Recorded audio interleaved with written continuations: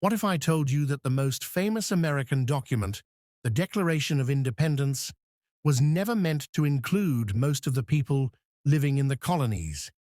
We memorize its words. We celebrate them every 4th of July. We treat them as sacred. We hold these truths to be self-evident, that all men are created equal. But what if I told you those words were less a promise than a performance, that they were written by men who enslaved others, men who talked about freedom while denying it every single day of their lives? Within 10 seconds of reading the Declaration, the contradiction leaps off the page. How could a nation declare equality while holding millions in bondage? How could they speak of liberty while describing Native Americans as merciless savages? How could they proclaim universal truths while deliberately excluding women, the poor, and anyone without property?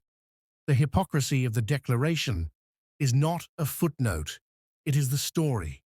And tonight, we're going to peel back the myth, uncover what Jefferson originally wrote, but Congress deleted, examine who was never intended to be included, and explore how those very words were turned into weapons against the Founding Fathers themselves.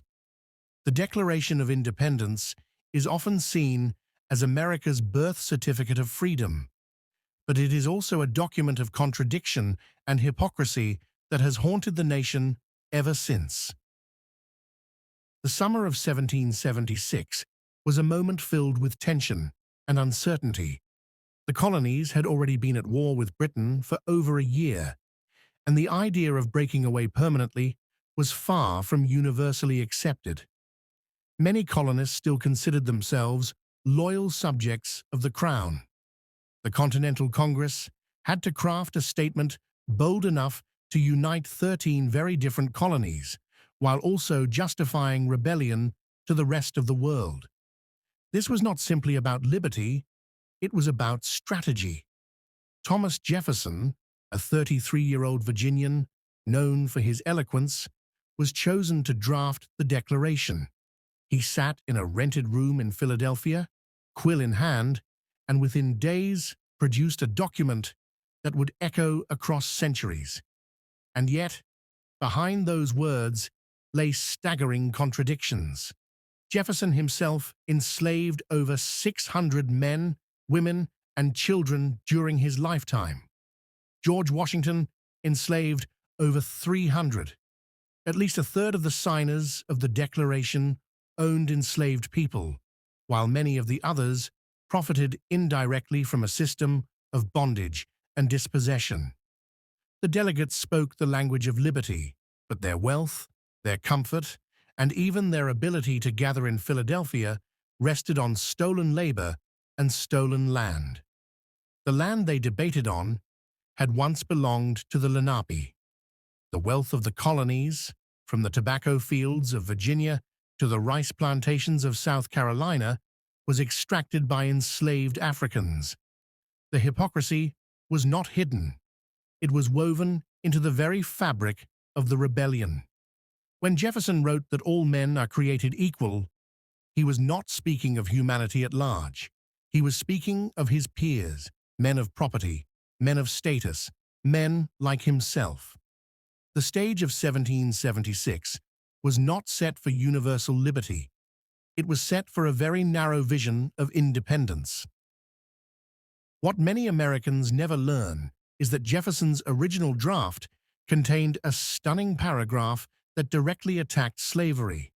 He accused King George III of violating human rights by encouraging the transatlantic slave trade, calling it an execrable commerce and a cruel war against human nature itself.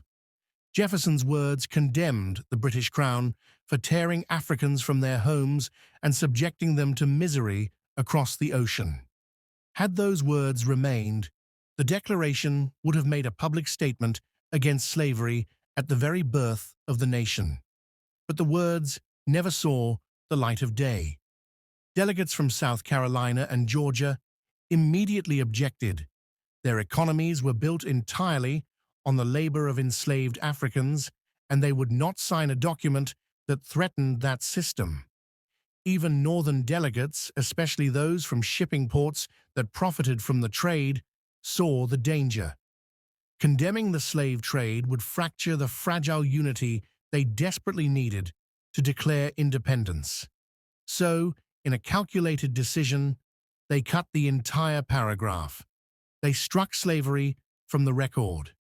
This was not a matter of oversight, it was an intentional act of silence. Jefferson's condemnation was erased in favor of consensus. The nation was born with liberty on its lips and slavery hidden in its shadow. In fact, the silence was not just about slavery. The Declaration made no mention of the women who worked the farms, who sustained households, who lived without political rights. It did not mention the native nations who were already losing their land. What remained was a carefully polished statement: liberty for the colonies, silence on the deepest contradictions. By cutting Jefferson's paragraph, the founders made their first great compromise, one that would set the stage for centuries of conflict. When Jefferson declared that all men are created equal, who was included in that phrase? The reality is sobering. Enslaved Africans were excluded entirely. They were legally considered property, denied even the basic recognition of personhood.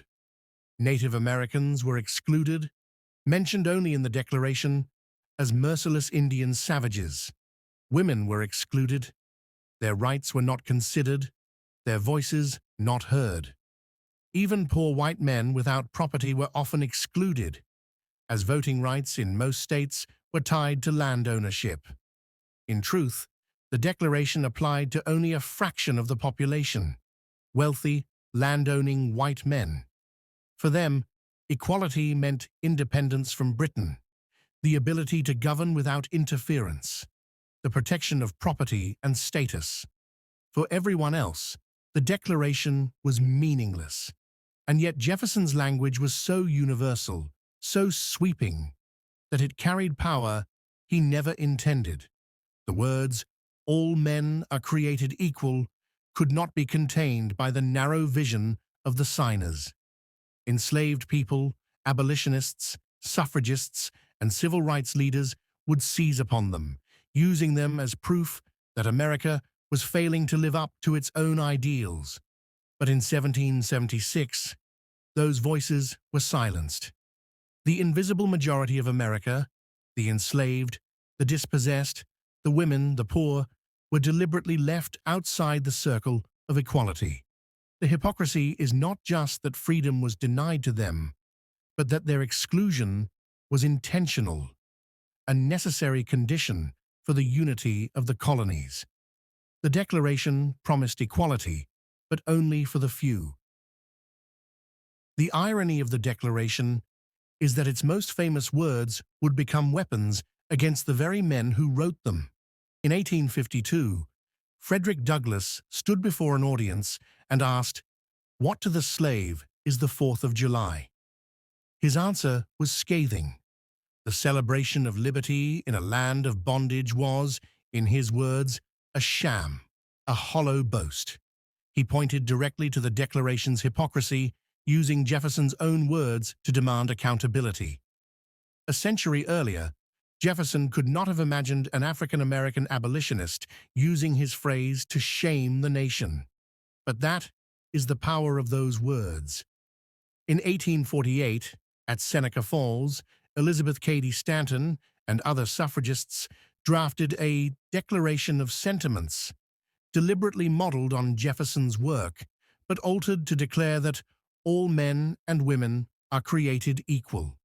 They weaponized Jefferson's words to demand political rights for women.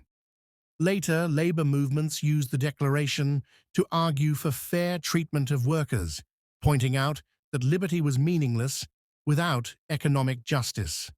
And in 1963, standing before the Lincoln Memorial, Martin Luther King Jr. described the Declaration as a promissory note, a promise that had not been kept, a debt owed to every American.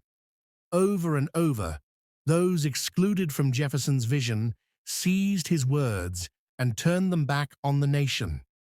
The Declaration, born in hypocrisy, became a standard by which America was judged.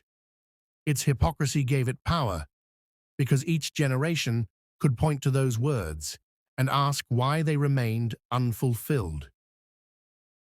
No figure captures the contradictions of the Declaration more than Thomas Jefferson himself. He was a man of enlightenment, a writer of soaring ideals, a thinker who believed in reason and progress. Yet he was also a man who owned human beings, who profited from their labor, who refused to free the majority of them even in death. Jefferson once admitted that slavery was like holding a wolf by the ears, too dangerous to hold, too dangerous to let go. He recognized its injustice, yet claimed it could not be safely ended. He wrote passionately about liberty, yet allowed children to be born into bondage on his plantations.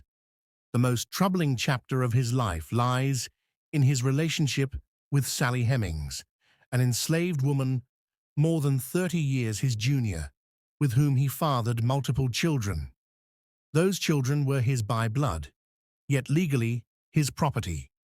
Jefferson freed only a small handful of enslaved individuals, most of them from the Hemings family, but left hundreds in chains. His contradictions expose not only his own hypocrisy, but the hypocrisy of the entire founding generation. They knew slavery was wrong. They admitted it in their private letters, yet they chose silence and compromise. They chose to preserve their wealth and status, rather than confront the moral rot at the heart of their new nation. Jefferson represents the paradox of America itself, a country proclaiming liberty while practicing oppression, a nation dreaming of equality while denying it in practice. Despite its hypocrisy, the Declaration of Independence endures because its words are bigger than its authors. Across the world, revolutionaries and reformers have drawn inspiration from it. The Haitian Revolution, which overthrew slavery in the Caribbean, echoed its language. Latin American independence leaders like Simón Bolívar were influenced by it. Within the United States, every major movement for justice has returned to those words. Abolitionists invoked them. Suffragists repeated them. Civil rights leaders demanded that the nation live up to them. And yet the hypocrisy remains. The contradiction at the heart of the Declaration, that liberty was proclaimed while slavery thrived, that equality was declared while inequality was enforced, still shapes the nation. America has struggled for nearly 250 years to bridge the gap between its ideals and its reality. Some argue that the beauty of the Declaration lies in its adaptability, that it provides a vision for future generations to achieve. Others argue that its hypocrisy cannot be ignored, that its failure to confront slavery and exclusion means it was flawed from the beginning. Both are true. The Declaration is both a beacon and a burden, a promise and a betrayal. Its words inspire, but its silences condemn. The enduring shadow of the Declaration is the reminder that America's greatest ideals were born alongside its greatest injustices. The Declaration of Independence is a paradox. It is both a triumph of human language and a tragedy of human hypocrisy. It gave the world some of the most powerful words ever written about liberty, words that have been used to inspire justice across centuries. But it was also written by men who denied liberty to the majority of people around them. It declared equality while upholding inequality. It proclaimed freedom while protecting slavery. It is the story of America in miniature, an idealistic dream wrapped around harsh realities. Perhaps the true legacy of the Declaration is not perfection, but struggle.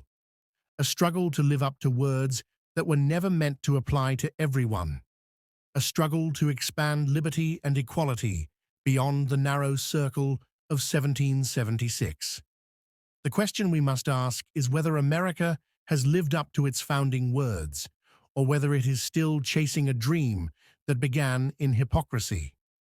And that question is not for Jefferson or Adams or Washington, it is for us. What do you think? Is the Declaration of Independence a beacon of freedom, a symbol of hypocrisy, or both?